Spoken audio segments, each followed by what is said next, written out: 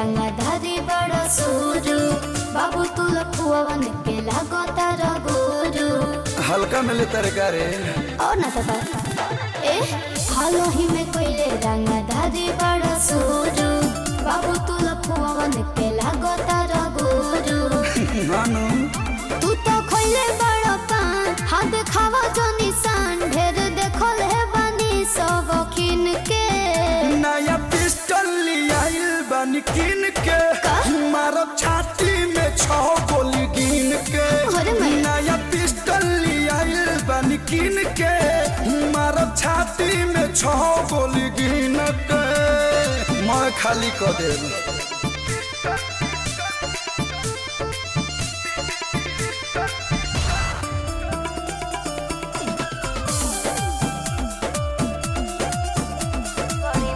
घड़ी घड़ी तू बात बड़ी बड़ी फेंकलो जहरीली जवानी पाख से केलो इतना आसान बरे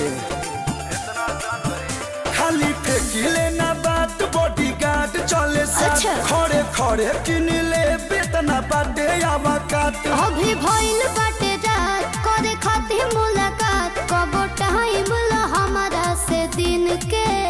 नया पिस्टल लियाइल बन किन के मारब छाती में 6 गोली गिन के नया पिस्टल लियाइल बन किन के मारब छाती में 6 गोली गिन के बुझल है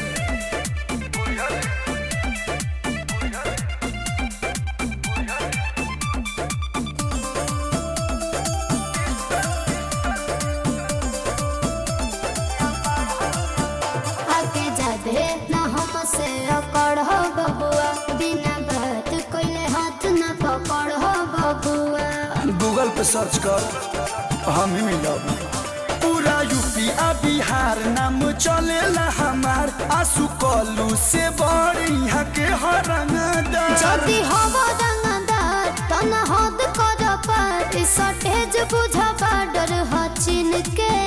नया पिस्टल लियाइल बन किन के अरे? मारब छाती में 6 गोली गिन के